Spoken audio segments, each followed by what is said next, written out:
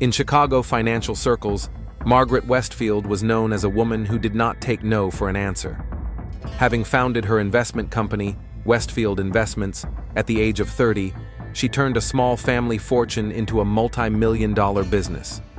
At 52, Margaret retained the elegance and poise befitting a woman of her status, always impeccably dressed, wearing her signature pearl necklace, a gift from her late husband, and her chestnut hair perfectly styled. The death of Richard Westfield 3 years ago left a void in her life that neither work nor charity could fill. Their 25-year marriage had been more of a partnership between two ambitious people than a union of passion, but Margaret still missed his presence in their spacious mansion on the Gold Coast.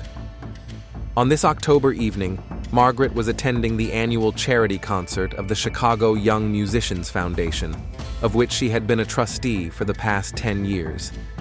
The elegant hall of the Chicago Conservatory was filled with representatives of the city's elite, but Margaret felt a familiar loneliness even in the crowd. It was at that moment, during the intermission, that she first saw Ethan Clark. He was standing by the piano, talking to one of the conservatory professors. At 18, Ethan possessed a calmness and confidence remarkable for his age. His dark hair, casually combed back, his piercing eyes, and his slight smile gave him the appearance of a man who knew exactly what he wanted out of life. "This is one of our most promising students," the dean of the faculty introduced him when Margaret approached to say hello. Ethan received a full scholarship thanks to his talent. His compositions have already attracted the attention of several producers. "Nice to meet you." Ethan extended his hand, and Margaret noted his firm handshake. "Your foundation does amazing work, Mrs. Westfield. Without support like this, students like me wouldn't have a chance." Something in his voice, deep and melodious, made her linger in conversation longer than usual. Ethan spoke about music with such passion that Margaret felt younger for a moment, remembering her own love of the piano, which she had left behind in the past for the sake of her career. After the concert, she offered to drive Ethan back to his dorm, explaining that it was late and raining. On the way, he told her about his childhood in a small town in Pennsylvania, about his mother working 2 jobs to pay for his music lessons, and about his dream of creating music that would touch people's hearts. "You're already doing that," Margaret said, pulling up to the dorm. "I was moved by your performance today." Over the next 2 weeks, they met 3 more times, at a cafe near the conservatory, at an art gallery opening sponsored by Margaret's company, and at Millennium Park, where they bumped into each other during a Sunday stroll. Each time, Ethan came across as an attentive listener, interested not only in art, but also in Margaret's business, her views on life, and her memories. Amanda Westfield, Margaret's only daughter, was the complete opposite of her mother. At 22, having recently graduated from law school, she was interning at a prestigious law firm and planning to specialize in corporate law. Having watched her mother's success since childhood, Amanda was eager to prove that she was worthy of being her successor. "You work too much," Margaret remarked during one of their rare dinners together. "At your age, I at least found time for a personal life." "That's rich coming from someone who spends 60 hours a week at the office," Amanda retorted, without looking up from her documents. "By the way, Victor called. He said he needed to discuss something important about European investments." Victor Ramirez had worked with Margaret since the company's inception. Starting as a financial analyst, he became her right-hand man, managing director, and, as people whispered in the office, the only person who could argue with Mrs. Westfield and leave her office smiling. At 48, Victor retained the energy and enthusiasm that Margaret had always valued in her employees. "You look different lately," he remarked during their weekly lunch. "More relaxed." "Maybe I'm finally following your advice and learning to delegate," Margaret joked, but she noticed Victor's penetrating gaze. Her first kiss with Ethan happened in her car after she invited him to a private concert at one of her friends' houses. Rain drummed on the roof of the car, creating a feeling of isolation from the outside world. "I know I shouldn't do this," Ethan whispered, leaning toward her. "But I can't stop thinking about you." Margaret knew it was crazy. The age difference, his status as a student, her position in society, everything spoke against this relationship. But when his lips touched hers, she felt something she hadn't felt in years, a sharp, all-consuming desire to live. Their connection quickly blossomed into an intense, secret affair. They met at her country house, at a hotel on the outskirts of town, in her car. Ethan was attentive and passionate, making Margaret feel desired and young. She began changing her schedule, canceling business meetings to spend an extra hour or two with him. But sometimes, when Ethan thought she wasn't looking, Margaret noticed something in his eyes, a calculating gleam that disappeared as soon as he realized she had noticed. Once, she caught him studying photographs in her office, pictures from corporate events where she stood with famous financiers and politicians. "Just trying to understand your world better," he explained with a charming smile, but his gaze lingered on the company's annual report a little longer than it should have. During another meeting at her country house, Ethan asked Margaret about her plans for the company. "Will Amanda ever take over?" "Maybe," Margaret replied, pouring wine. "But she's still too impulsive for that. There's plenty of time." "What about your partner, Victor?" Ethan asked casually, fingering the keys of the piano in the living room.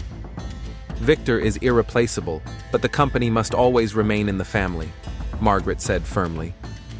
Ethan nodded as if this information were just part of small talk, but Margaret noticed how his face changed when he turned away toward the window, a calculating, focused expression that momentarily replaced the mask of a young man in love.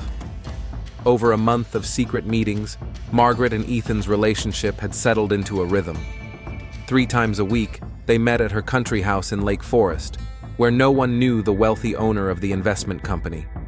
Here, away from prying eyes, they could afford to be together without fear of judgment or gossip.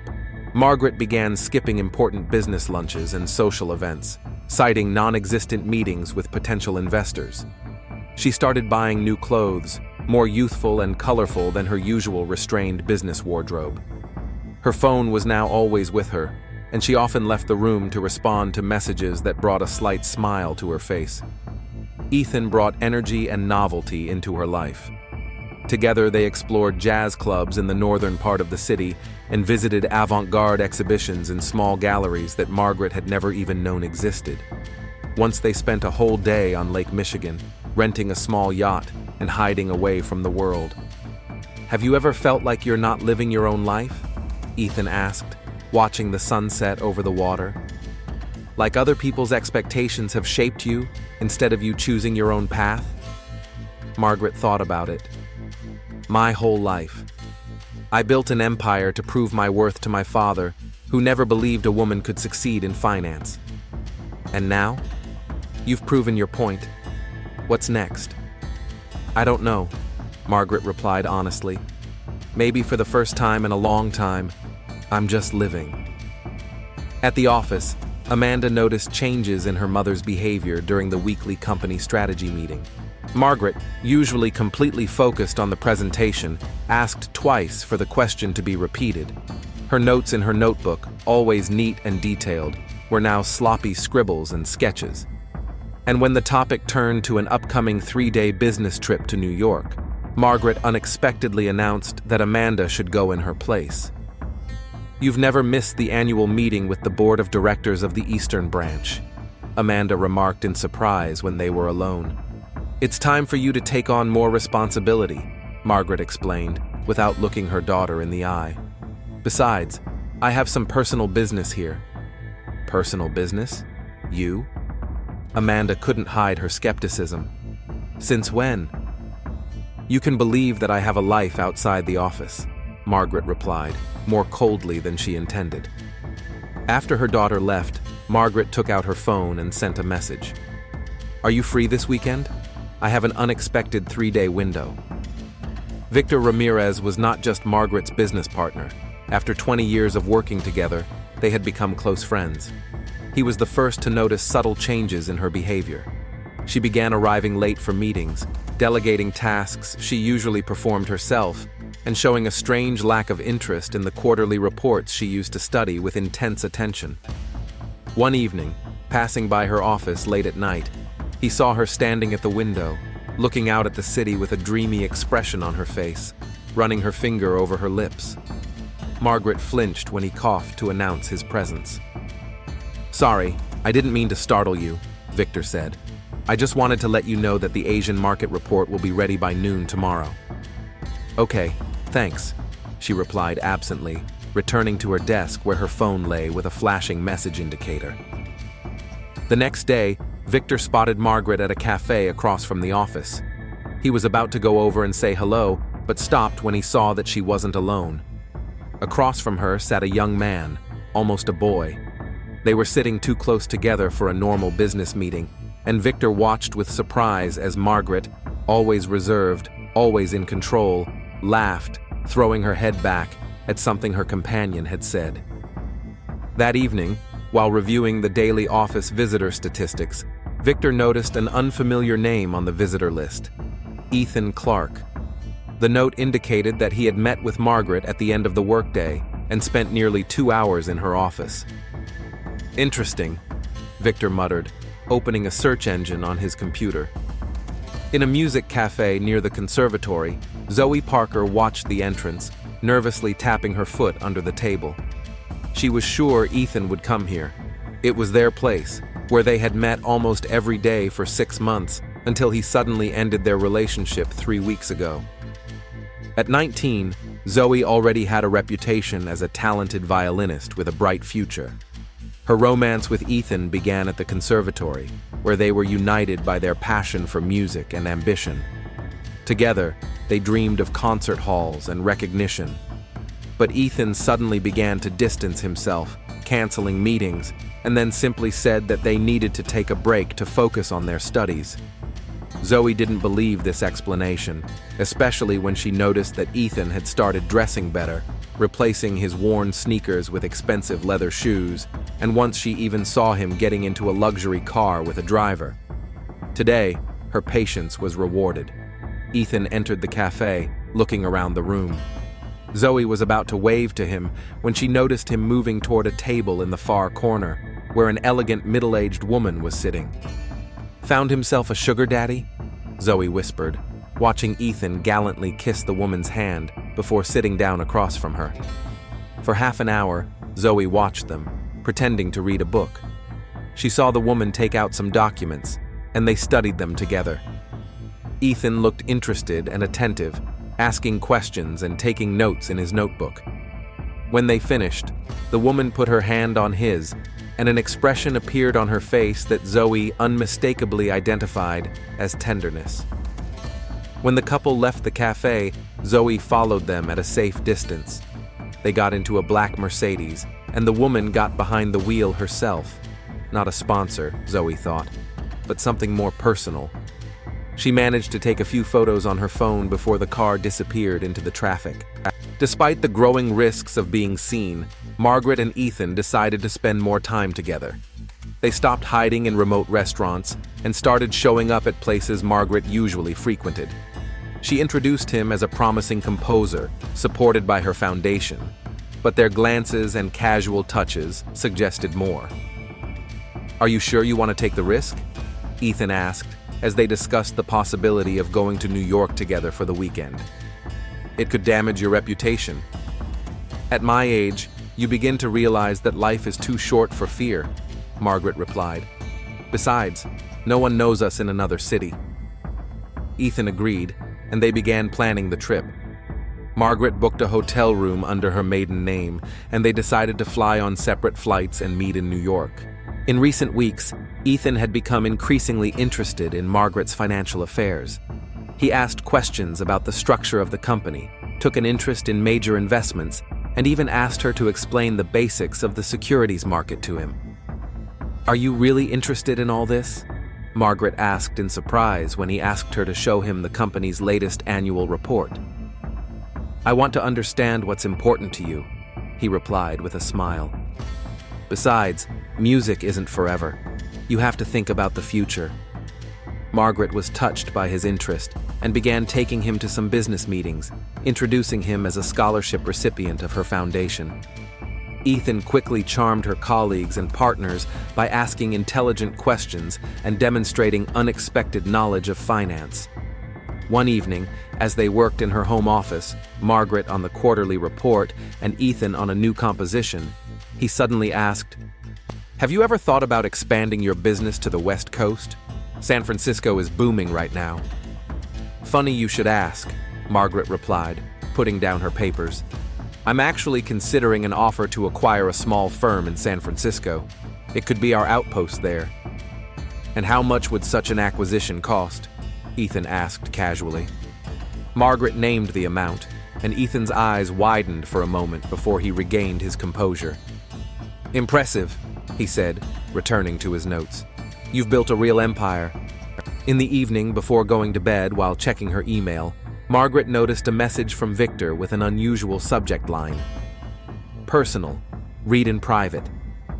Opening it, she saw a short message. "Margaret, we need to talk about your new friend.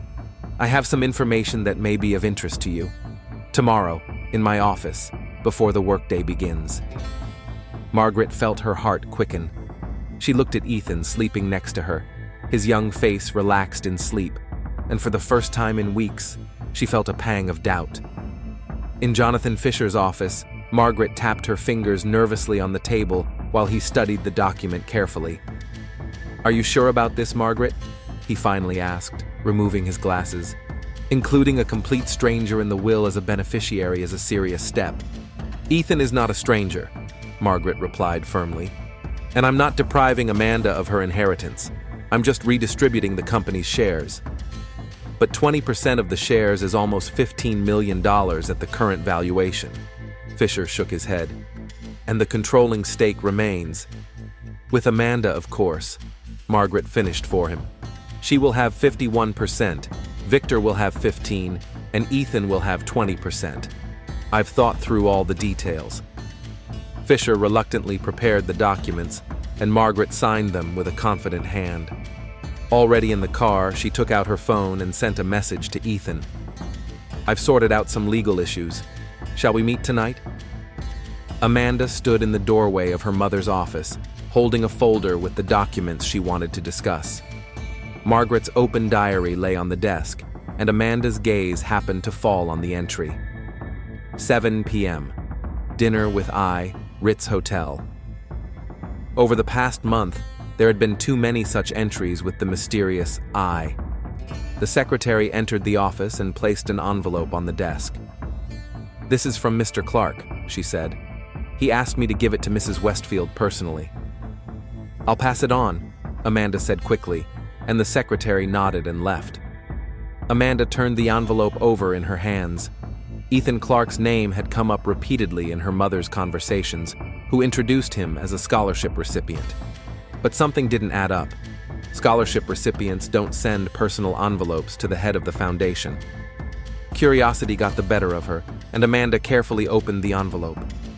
Inside was a card with a short message written in elegant handwriting. "M. Last night was magical. I'm counting down the minutes until our trip. Yours forever, I." Amanda felt the ground slip away from under her feet. She quickly put the card back in the envelope and placed it on the table. Now all the strange things about her mother's behavior made sense. Canceled business meetings, new clothes, constantly checking her phone, a sudden interest in modern music. That evening, when Margaret returned home, Amanda was waiting for her in the living room with a glass of wine. "Mom, we need to talk," she said, watching her mother freeze when she saw the serious expression on her face. "About what, dear?" "About your scholarship student, Ethan Clark." Margaret slowly sank into the chair opposite her, her face remaining impassive, but her fingers tightened around her purse. "What about him?" "He's your lover, isn't he?" Amanda saw no point in beating around the bush. "I saw his note." For a moment, Margaret looked as if she was going to deny everything, but then her shoulders slumped. "Yes," she said simply. "We've been together for almost 2 months." "He's 18, Mom." He's younger than me. Amanda couldn't contain her indignation. Do you even realize how this looks? What will happen to the company, to your reputation, if this becomes known? I don't need to be reminded about the age difference, Margaret replied coldly. And I don't have to report on my personal life. Personal life? Are you sure he's interested in you and not your money and influence? Margaret stood up abruptly. Don't you dare talk about Ethan like that. You don't know him. Do you? Amanda retorted. Or are you so blind that you can't see the obvious? Their argument was interrupted by the doorbell. The maid announced that Mr. Clark had arrived. Margaret glanced at her daughter. We'll continue this conversation later, she said, heading for the hallway. No, let's continue now. Amanda followed her. I want to talk to both of you. Victor Ramirez sat in his office, studying the materials prepared by private investigator Michael Jennings. After that morning conversation with Margaret, when she dismissed all his concerns about Ethan, he decided to take matters into his own hands. This is everything I've been able to gather, Jennings said, handing him a folder of documents and a flash drive. The guy seems clean at first glance. Excellent grades in school, a scholarship to the conservatory, no problems with the law. But Victor sensed something was left unsaid. But there are a few interesting details. First, his mother didn't work 2 jobs as he claims. She was a housewife in a fairly well-off family. Second, this is the 3rd wealthy woman he's been seen with in the last year. Victor leafed through the documents. Photos of Ethan with an elderly gallery owner, then with the widow of a famous architect, and now with Margaret.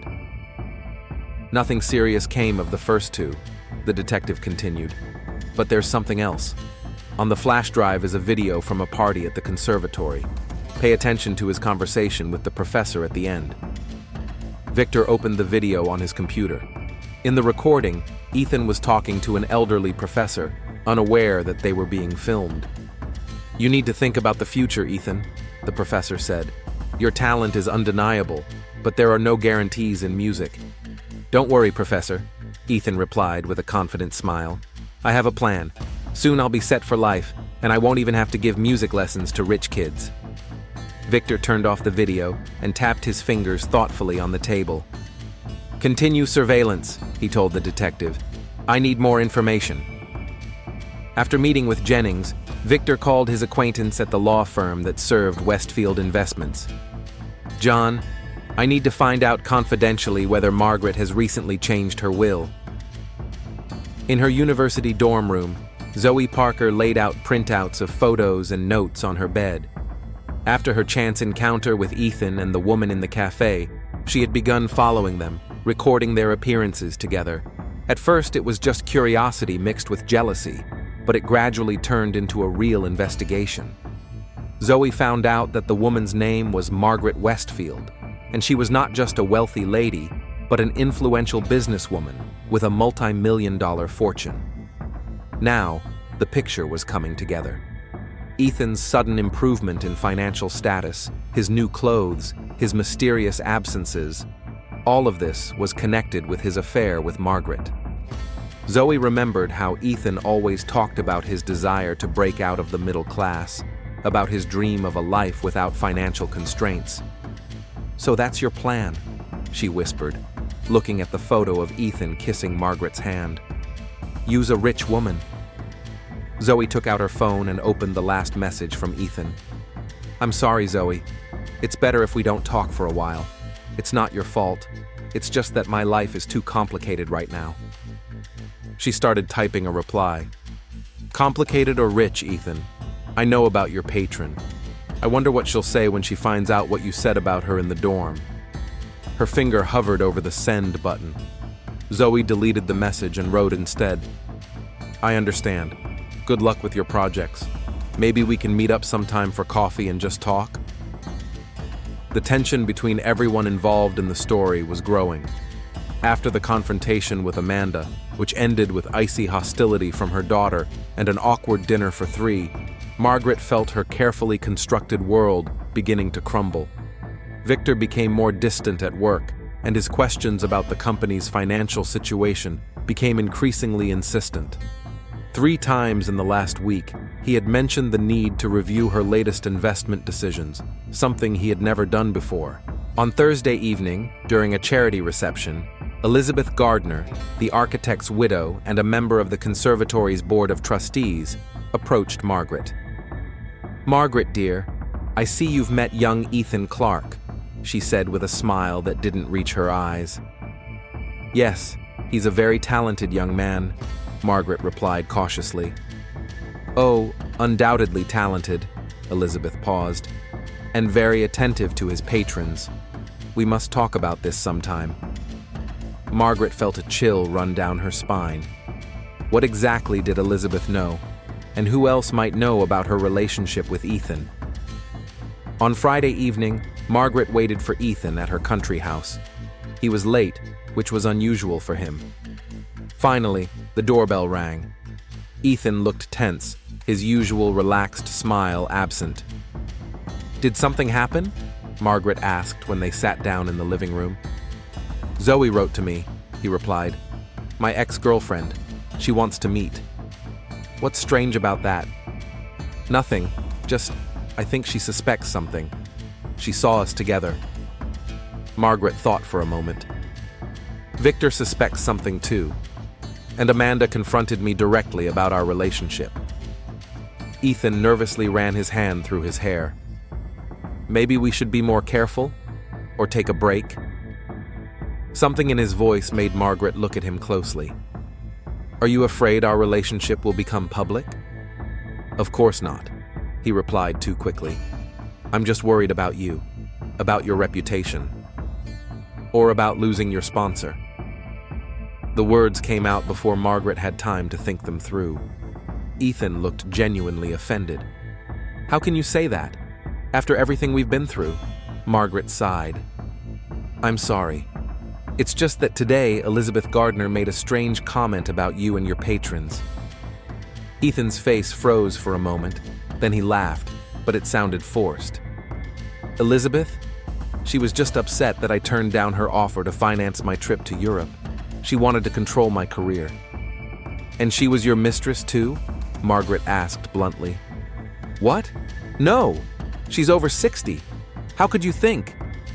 Margaret wanted to believe him, but the seeds of doubt had already been sown. She remembered how often Ethan had asked about financial matters, the structure of the company, and its plans lately, and how nervous he had been when she didn't immediately answer his question about the will. "I changed the will," she said suddenly, watching his reaction. "You are now one of the beneficiaries." Ethan's eyes widened, and a shadow of emotion flashed across his face that Margaret couldn't identify. Surprise, joy, or something else? "Margaret, I don't know what to say. This is too generous. Aren't you going to ask how much I've left you?" "It doesn't matter," he said, coming over and taking her hands in his. "I'm not with you for the money." She wanted to believe him. She really did. But when he leaned down to kiss her, Margaret caught herself thinking, what if Amanda was right? What if she was just a naive, middle-aged woman, blinded by the attention of a young man? Rain drummed on the windows of Margaret Westfield's country house. The hostess lit the fireplace in the living room, opened a bottle of expensive wine, and laid out documents on the coffee table. This meeting was important. Margaret had decided to reveal all the details of her will to Ethan. At 7 o'clock in the evening, the doorbell rang. Ethan stood on the doorstep, wet from the rain, with a bouquet of white roses. After dinner, they moved to the living room. Margaret took out a folder with documents. 20% of the company's shares. At current value, that's about $15 million, she said, watching his reaction closely. Just before midnight, the sound of breaking glass echoed through the living room. A glass slipped from Margaret's hand and shattered into pieces. A muffled sound, like a stifled scream, echoed through the house. Then there was silence. Margaret Westfield's body was discovered by her housekeeper, Elena Rodriguez, the next morning.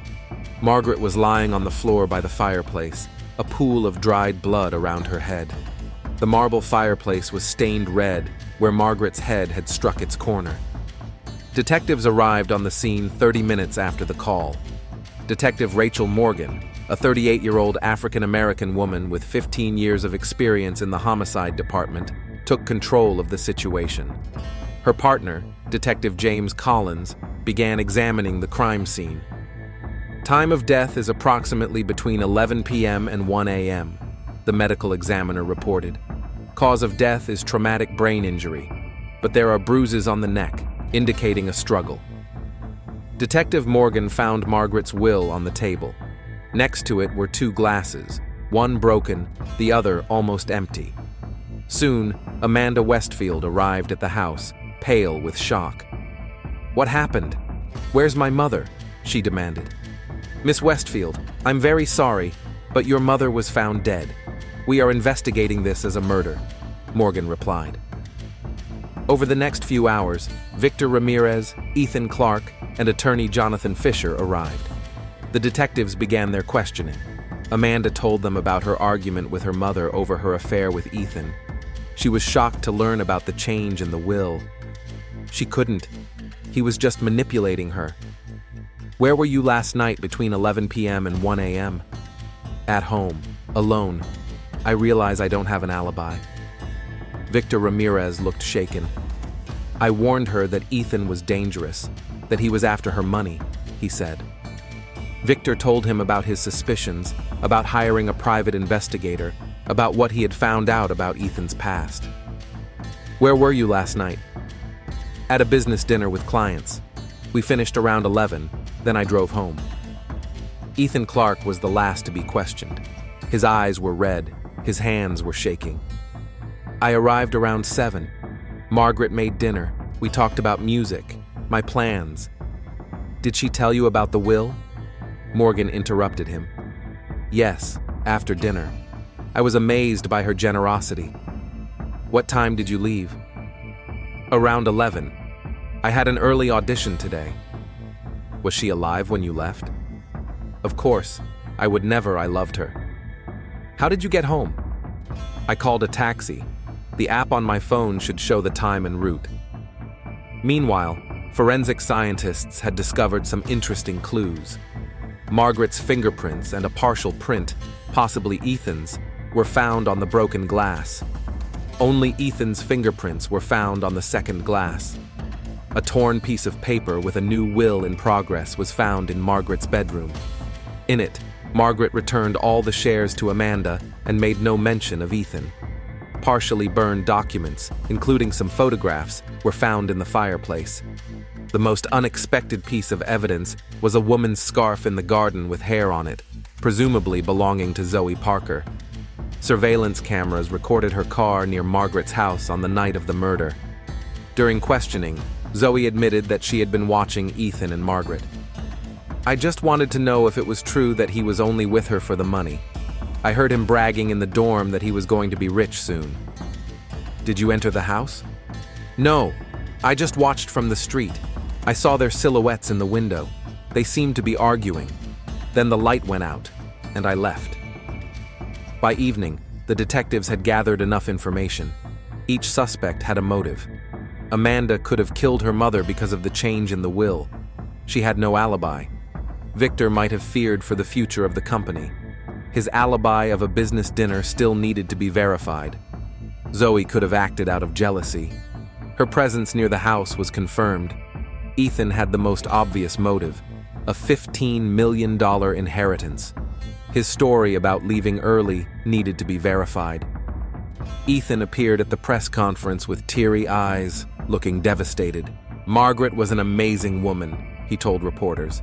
"She saw talent in me when no one else did. Our age difference meant nothing. We had a real connection." His performance made a strong impression on the public. Detective Morgan later told Collins, "His story about calling a taxi has been confirmed. The app shows that he did indeed leave around 11, but the driver doesn't remember picking anyone up from that house." So Ethan could have stayed in the house? Or someone used his phone to create an alibi. The detectives decided not to arrest anyone until they had more evidence. Chicago's financial elite gathered at Margaret's funeral. Amanda stood by the coffin, pale and detached. Victor kept his distance. Ethan looked inconsolable as he received condolences. Zoe watched the ceremony from a distance, clutching an envelope with some papers in her hands. Detective Morgan noticed a strange exchange between Amanda and Ethan, a brief conversation that looked more like a confrontation. That evening, technicians analyzing Margaret's computer discovered a hidden folder containing materials from a private investigation, but not the one Victor had conducted. Margaret herself had hired a detective to gather information about Ethan, and what she learned was probably the reason she decided to change her will again. Detectives Morgan and Collins sat in their office studying the Margaret Westfield case file. Photos of all the suspects were posted on the board, indicating their motives and alibis. What did the analysis of the files from Margaret's computer reveal? Collins asked. She hired a private investigator 2 weeks ago, Morgan replied. His report shows that Ethan Clark is a real predator. 2 years ago, he defrauded 67-year-old gallery owner Elizabeth Gardner, convincing her to invest in a non-existent music project. A year ago, he had an affair with a 59-year-old architect's widow, who discovered a month later that her family jewels were missing. And no charges? The women refused to file reports. They were too ashamed to admit that they had been deceived by a young man. At that moment, a technician entered the office. "Detective, we've recovered the deleted messages from Ethan's phone. You should take a look." The messages were Ethan's correspondence with an unknown number on the night of the murder, 9:03 p.m. She showed me the will, 15 million. 9:05 p.m. Great, proceed with the plan. 11:45 p.m. Done, problem solved. 11:47 p.m. The money will be there tomorrow. Get rid of the phone. Detectives determined that the number belonged to Justin Foster, Ethan's dorm neighbor, who was also involved in drug dealing. At the same time, a psychological profile of Ethan compiled by a specialist revealed signs of sociopathy: superficial charm, manipulative behavior, lack of empathy, and a tendency toward a parasitic lifestyle. He uses people as a resource, the psychologist explained. For him, Margaret was just a means to an end. The profiles of the other suspects did not reveal similar alarming signs. Amanda showed sincere grief, Victor showed shock and anger, and Zoe showed mixed feelings of resentment and regret. The detectives called Ethan in for further questioning. "Mr. Clark, we have some questions about your testimony," Morgan began. "You claim that you left at 11 p.m. after calling a taxi through an app?" "Yes, that's correct," Ethan replied calmly. "However, the driver does not remember picking you up, and the surveillance cameras of the neighboring houses do not show a taxi approaching Margaret's house at that time. Maybe he forgot. I can show you the order history in the app." "We already checked. The order was placed, but it was canceled 3 minutes later. And interestingly, it wasn't canceled from your phone, but through the web interface." Ethan's face tensed slightly. "There must be some misunderstanding. I definitely left there." "Then explain why, according to geolocation data, your phone was at Margaret's house until 1:30 a.m. At that moment, Collins entered the office with an envelope. "We got the results of the fingerprint analysis from the fireplace. It was the decisive piece of evidence. In addition to Margaret's blood, partial fingerprints belonging to Ethan were found on the marble surface of the fireplace, in the place where the victim's head had come into contact with the stone. The examination showed that the blow was delivered with a force incompatible with the accidental fall theory. "Ethan Clark, you are under arrest on suspicion of the murder of Margaret Westfield," Morgan announced. As the detectives handcuffed him, Zoe Parker entered the office. "I have what you need," she said, handing him an envelope. "Recordings of Ethan's conversations in the dorm. I started recording him after we broke up because I was afraid he was up to something." In the recordings, Ethan bragged to his friends about how easy it was to manipulate lonely, rich old women, and described in detail his plan to gain Margaret's trust in order to gain access to her fortune. The next day, the police searched Ethan's dorm room and found a hidden diary where he described his plans and previous projects with wealthy women in detail. The diary also mentioned a plan B in case Margaret changed her mind about including him in her will. Ethan Clark's trial began 6 months later and attracted nationwide attention. The prosecutor presented irrefutable evidence: fingerprints, phone geolocation, messages, recorded conversations, and witness testimony, including that of Zoe Parker. During the trial, it emerged that on the night of the murder, Ethan saw a new, unfinished will in Margaret's bedroom and realized that she was going to disinherit him. During an argument, he pushed her. She hit her head on the fireplace, and then, seeing that she was still alive, he strangled her. The jury deliberated for only 3 hours. Ethan Clark was found guilty of first-degree murder with aggravating circumstances. The judge sentenced him to life imprisonment without the possibility of parole. A year after the tragedy, Amanda Westfield sat in her mother's office, which was now her own. A portrait of Margaret hung on the wall, a reminder of the legacy that needed to be preserved and built upon. Under Amanda's leadership, Westfield Investments not only maintained its position, but also expanded its activities. Victor Ramirez remained her closest advisor and mentor. Amanda's most significant project was the Margaret Westfield Charitable Foundation, which helped victims of manipulative relationships and fraud. The foundation funded psychological assistance, legal advice, and educational programs. Zoe Parker, whose testimony played a key role in Ethan's indictment, received a full scholarship to study abroad. She moved to Vienna, where she continued her career as a violinist, starting a new life away from the memories of the tragic events. Further investigation revealed that Ethan Clark had defrauded at least 5 wealthy women between the ages of 48 and 70 during his short career as a con artist. His methods were always the same: charm, creating false intimacy, promises, and ultimately financial exploitation. In prison, Ethan tried to manipulate other inmates and staff, but his reputation preceded him. Isolated and rejected, he spent his days alone, composing music that no one would ever hear.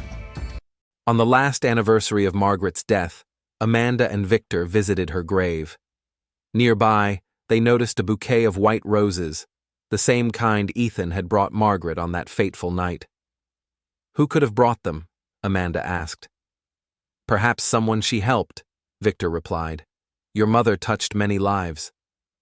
They didn't notice the woman standing nearby, Elizabeth Gardner, Ethan's first victim, who had only now found the strength to admit that she, too, had been manipulated by him. Tomorrow she planned to visit Amanda's foundation to share her story and perhaps help others avoid a similar fate. Margaret Westfield's legacy lived on, not only in her business, but in the lessons learned by everyone involved in this story of love, trust, and betrayal.